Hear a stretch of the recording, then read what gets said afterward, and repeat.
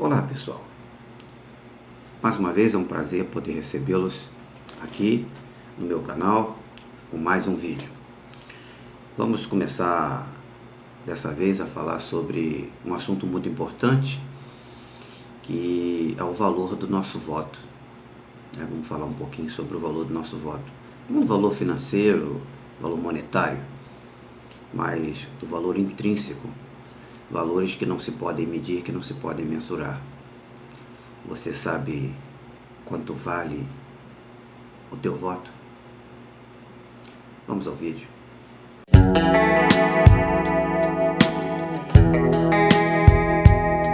Dessa vez eu quero compartilhar com vocês uma reflexão que eu vinha fazendo a respeito das eleições. Quanto vale o teu voto? Quanto vale o teu voto? Antes de falar qualquer coisa, eu gostaria de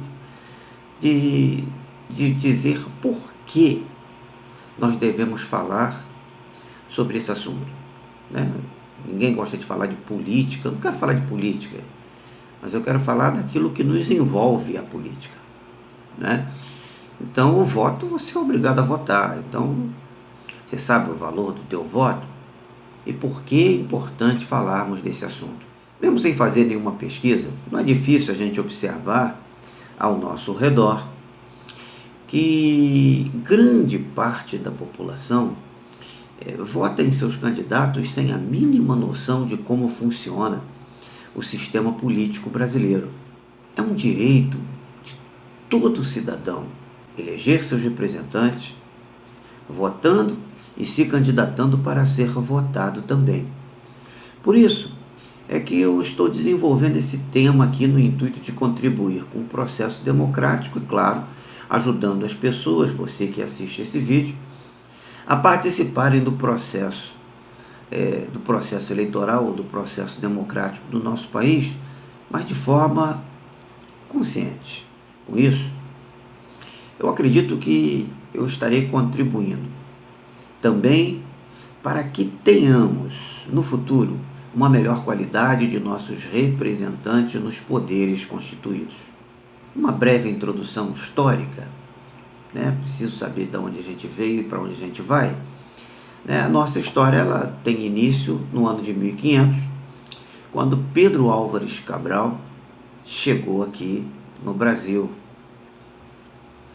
Nós não vamos, nessa obra, nesse trabalho, de maneira nenhuma discutir quais foram os motivos que o trouxeram aqui na nossa terra, se ele foi o primeiro ou se outros vieram antes dele, pois o que nos importa aqui nesse vídeo é saber dos fatos históricos que se iniciaram a partir desse evento, que contribuíram para a formação do povo brasileiro. Quando o português chegou aqui nessa terra, essa terra já era habitada, ela não era uma terra vazia, ela era habitada pelos índios.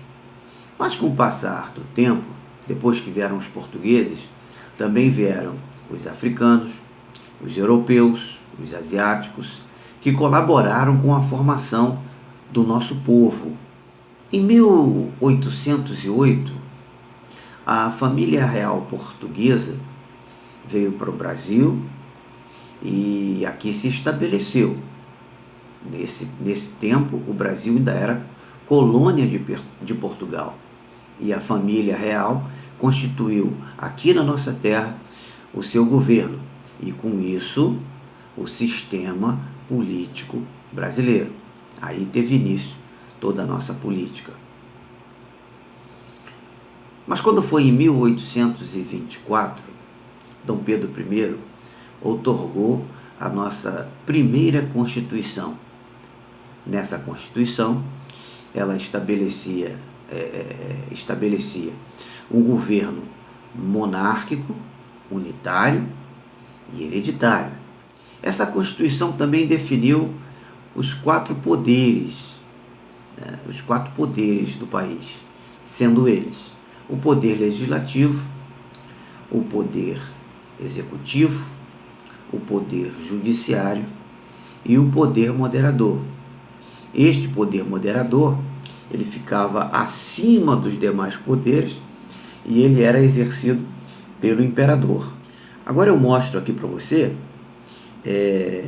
aqui em tela, como é que você que se apresentava essa estrutura de poder. Estrutura de poder, no caso no Brasil, império, né? E isso estabelecido pela Constituição de 1824. Né? Então você tem, aqui eu estou representando aqui a Constituição de 1824, e tudo isso que você está vendo nesse desenho aqui foi constituído por essa Constituição. Bom, o poder moderador, exercido, né, pelo monarca, né, o nosso imperador, e tinha abaixo dele os três poderes, o poder legislativo, o poder executivo e o poder judiciário. O poder legislativo era constituído pelo Senado e pela Câmara de Deputados. Esses aqui eram eleitos pelo povo. Vamos ver mais na frente como é que era essa eleição, você entender o que você vota hoje. Tá ok? Então, vamos prosseguir nessas duas caixinhas aqui, e representa o Senado e representa a Câmara de Deputados. A Constituição de 1824, que foi a nossa primeira Constituição, ela foi outorgada por Dom Pedro I. E o interessante é que, ao contrário do que nós temos na nossa Constituição atual, onde o Estado é laico, você já deve ter escutado muitos políticos repetindo isso. Laico significa que aqui você pode exercer, praticar a religião que você quiser, aquela que você sentiu o desejo no coração, você pode praticar qualquer uma delas, é permitido, por isso o Estado laico, ele não tem. Mas nem sempre foi assim. Então, no tempo lá de Dom Pedro, quando ele instituiu essa primeira Constituição, o Estado ele adotava o catolicismo apostólico romano como a religião oficial. Então, o Brasil ele tinha uma religião oficial, diferentemente do que a gente tem hoje. A monarquia ela foi continuada por Dom João. Dom João veio para o Brasil com a família real. Dom Pedro I, o filho de Dom João, e Dom Pedro II, filho de Dom Pedro I. Essa monarquia ela teve validade até 1889, quando foi proclamada a República. A monarquia foi derrubada, o nosso imperador Dom Pedro II foi exilado na França, aonde 2 anos mais tarde ele veio a falecer. O processo eleitoral no Brasil Império. A Constituição de 1824 determinava a realização de eleições para a escolha de representantes do Poder Legislativo, esse formado pela Câmara de Deputados e pelo Senado. Considerava-se eleitor apto o cidadão do sexo masculino com idade mínima de 25 anos. Só que essa idade mínima ela não era válida nos casos dos homens casados, dos clérigos, dos militares e dos bacharéis formados. O voto era censitário, tá? Voto censitário. O cidadão só estaria apto a votar caso comprovasse uma renda mínima anual proveniente de empregos, comércio, indústria e propriedade de terra também. Numa sociedade escravista como era a sociedade brasileira, no Brasil Império, né, com esse tipo de modalidade, uma grande maioria da população ela ficava fora do processo eleitoral, ela ficava impedida de participar. Então, esse processo eleitoral ele se tornava um processo exclusivo das elites da sociedade. As pessoas consideradas aptas a votar, elas não escolhiam diretamente os seus representantes, tá? Não, de maneira nenhuma, não era assim que funcionava. Primeiro, os cidadãos votantes, eles eram divididos em dois grupos, né? Eles se classificavam, né, em dois grupos distintos. Os eleitores de paróquia e os eleitores de província. Os eleitores de paróquia eram todos aqueles que comprovavam a renda mínima anual de R$100.000. Eles votavam nos eleitores de província, que por sua vez deveriam comprovar uma renda anual mínima de R$200.000. Os eleitores de província votavam nos candidatos a deputado e nos candidatos ao Senado. Então, as eleições, elas eram eleições indiretas. Os candidatos a deputados e a senadores, por sua vez, deveriam comprovar uma renda mínima ainda mais elevada do que os dois grupos que eu citei anteriormente, né? No caso de deputado, ele tinha que comprovar uma renda anual mínima de R$400.000. No caso de senador, para se candidatar ao Senado, ele teria que comprovar uma renda anual mínima de R$800.000.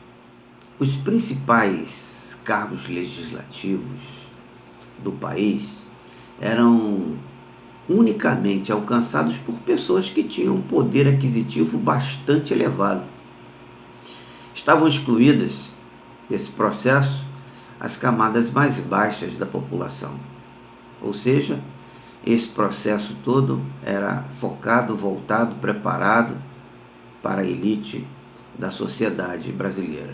O processo eleitoral no Brasil Império. Eu vou demonstrar aqui agora, de forma gráfica, para que fixe melhor aí no nosso entendimento, não é? Então nós tínhamos lá o eleitor de paróquia, que tinha que comprovar uma renda mínima de R$1.000, além da idade mínima também de 25 anos de idade, exceto no caso dos casados, clérigos, militares e bacharéis formados. E eles eram classificados como votantes, né? Votantes. Esses votantes, que são os eleitores de paróquia, eles votavam no eleitor de província, né? Então, o eleitor de província, aquele que comprovava a renda de R$200.000 por ano, que eram chamados de eleitores. Então, eles eram votados e escolhidos pelos eleitores de paróquia, para que eles então pudessem escolher ou votar nos deputados, tá?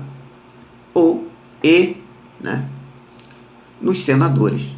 Então, os senadores e deputados eram escolhidos pelos eleitores,